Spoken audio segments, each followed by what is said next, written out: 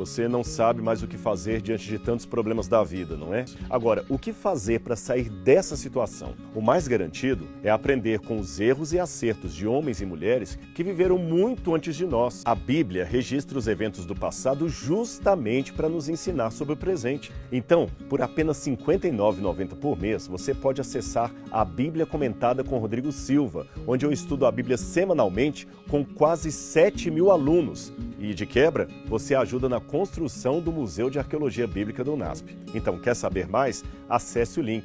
Eu aguardo você. É por isso que foi fácil para Hitler dizimá-los, porque sabe onde eles estavam? Eles não estavam espalhados, não. Eles estavam nos bairros judeus. Igual aqui, você vê, a maior parte dos judeus mora em Higienópolis, você tem lá Bethesda, perto de Nova York, você tem os lugares.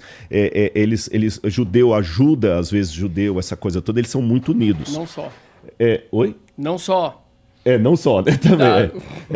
Agora, dentro do Islã, também teve essas diferenças, mais semelhante às diferenças judaicas do que às diferenças cristãs. Tá. O muçulmano também, você vai ter um muçulmano que acha que a mulher tem que usar o véu, outro que não acha que não deve usar o véu. Tem o mais radical que quer aplicar a lei da Sharia, que é obrigar o islamismo extremista. Aí você tem vários países. No Egito, a mulher não é obrigada a usar véu, mas no Irã eu fui lá, até quem estava com a gente tinha que usar véu. Então tem essas diferenças. Agora tem uma diferença crucial entre as linhas judaicas e as linhas muçulmanas. Que a despeito do que eu coloquei aqui, você dificilmente... Se houver algum caso, até vou me surpreender. Eu desconheço. Que um judeu vai botar uma bomba na sinagoga de uma linha diferente. Vou dar um exemplo assim de diferença mais radical no judaísmo. As chamadas sinagogas progressistas e as reformadas. Reformistas é a outra.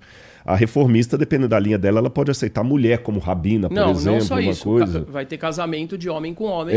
Que a outra não aceita. A rabina vai fazer o casamento de homem com homem, por exemplo. Existe isso? Entendi. Mas você não vai ver jamais um judeu ultraconservador, né, daquele do paiote, que veste preto e tudo mais. Você nunca vai ver um judeu daquele implantando uma bomba. Não tem nem suposição, nem violência física. Agora, na mesquita X, você pode ver um sujeito colocando uma bomba lá porque ele é da linha Y. Essa diferença é bom colocar. Não estou aqui querendo criar também uma islamofobia, porque tem muita coisa boa dentro do Islã, tem muitos amigos muçulmanos, mas é bom nesse momento agora colocar que existe essa radicalidade e essas diferenças também, que são culturais. E que não é só contra Israel ou não é só contra os judeus. Por exemplo, você vai ter pessoas que têm o comportamento do Hamas contra outros muçulmanos. Por exemplo, a gente viu foi o Estado Islâmico, né? Eles matavam e eles faziam tudo aquilo com outros muçulmanos. Aliás, deixa eu pegar aqui o gancho. Eu fui para Marrocos agora há pouco. Aliás, peguei o terremoto ali, veja que coisa. E saí com o coração triturado. Não só pelo terremoto em si, mas porque eu, como judeu, eu fui absurdamente bem-vindo ali. Eu andava de kippá e as pessoas me chamavam muitas vezes em hebraico. Eu entrei em lojas que as pessoas, muçulmanos, me falando, olha a foto do rabino, isso, aquilo, abençoa a minha loja. Incrível, eu tô falando, teve gente, eu filmei lá no meu perfil, no TikTok, abençoa a minha loja. Fui para Dubai, rezei no aeroporto, coloquei o chale, coloquei tudo ali no aeroporto mesmo. Então assim, hoje me mandaram uma mensagem, falaram assim, isso é por causa da história de Ismael e Isaac. Eu falo, não é por causa da história de Ismael e Isaac, senão eu ia para Dubai e eu ia colocar lá o tefilim e eu ia ser degolado, e não fui. Então, isso é extremamente importante também. Porque se a gente não fala isso, em primeiro lugar, generalizar eu acho que é uma coisa completamente estúpida. Eu, como judeu, infelizmente, num período desse, eu sou generalizado por um monte de gente. Eu estava na casa de um amigo no aniversário dele, quando a gente estava saindo, uma mulher me atacou e começou a xingar minha esposa.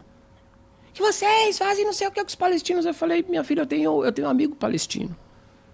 Minha amiga, eu sou brasileiro, meio que eu moro no Brasil. Pois é. Mas assim, a generalização, além dela ser errada por definição, ela também impede com que pessoas que poderiam dialogar, que poderiam se aproximar, façam isso.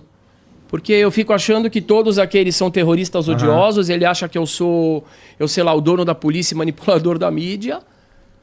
E aí não chega em lugar nenhum. Então essa observação É muito importante, ao mesmo tempo em que é importante também mostrar que existe esse radicalismo e muito forte lá dentro. Eu acho que é bom pontuar isso aqui, Igor, porque assim, tem dois extremos. Um extremo é o que ele bem colocou aqui, eu até joguei a bola também aqui, que é a estupidez. Ele usou até um eufemismo, eu vou ser um pouquinho mais...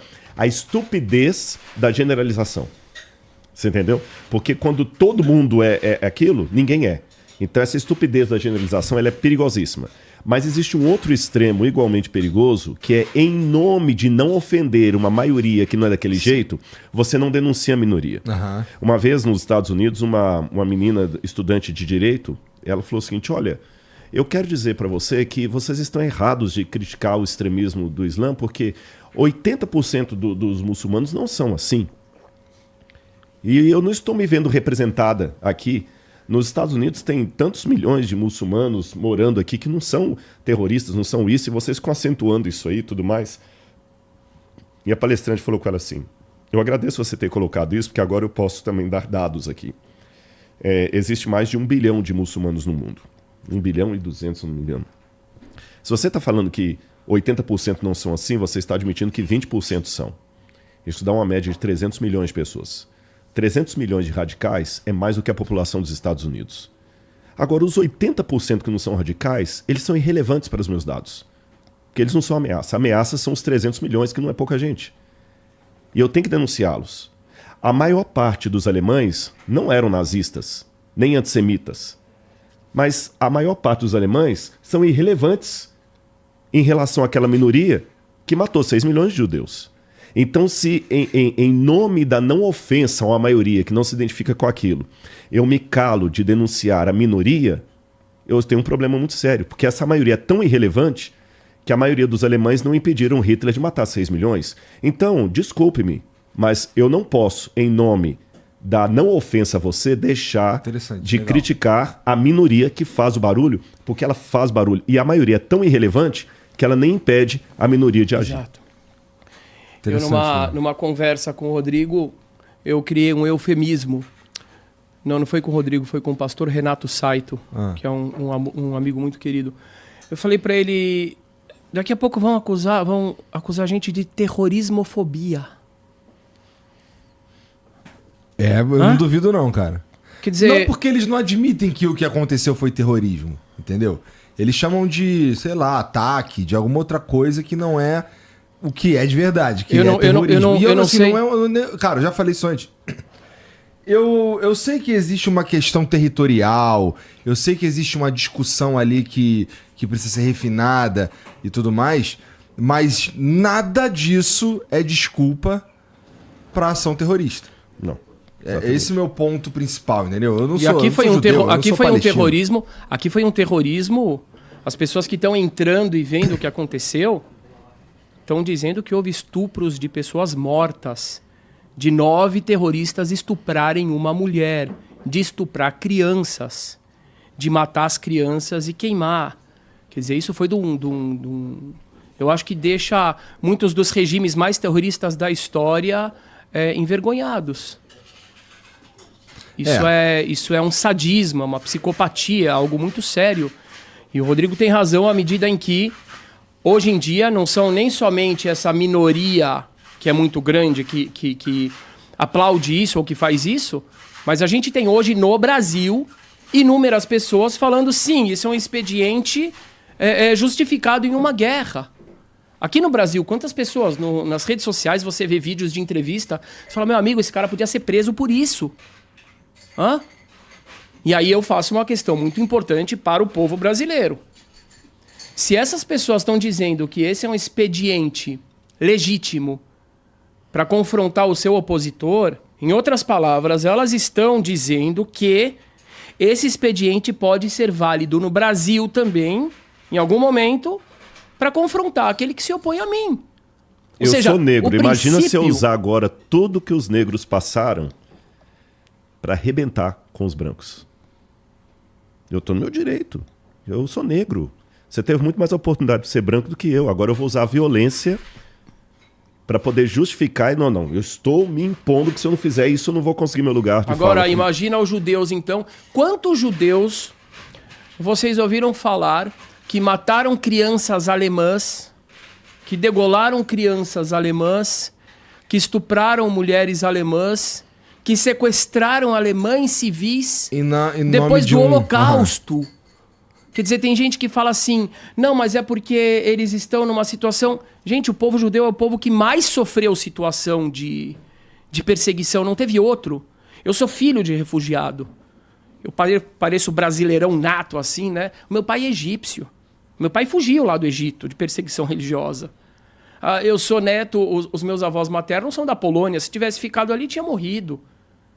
Eu não recebi uma gota de ódio de ninguém. Eu aprendi desde muito pequeno, todo ser humano é igual.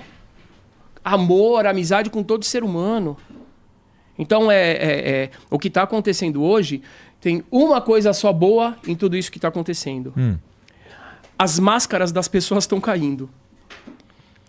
Muitas pessoas estão mostrando que tem situações que nós achávamos que eram inquestionáveis. Estupros, sequestros de civis. Esse cara tava me cancelando ano passado. Sequestros de bebês. Eles estavam te cancelando? Tá. E hoje essas pessoas estão falando isso é aceitável. Obrigado, agora eu sei quem você é. Agora eu sei quem você é. E vice-versa. Porque é nessas situações que as pessoas mais absurdas, a parte mais horrorosa das pessoas aparece. É verdade. Eu acho mas também é nesse momento que a face mais maravilhosa de algumas pessoas aparece.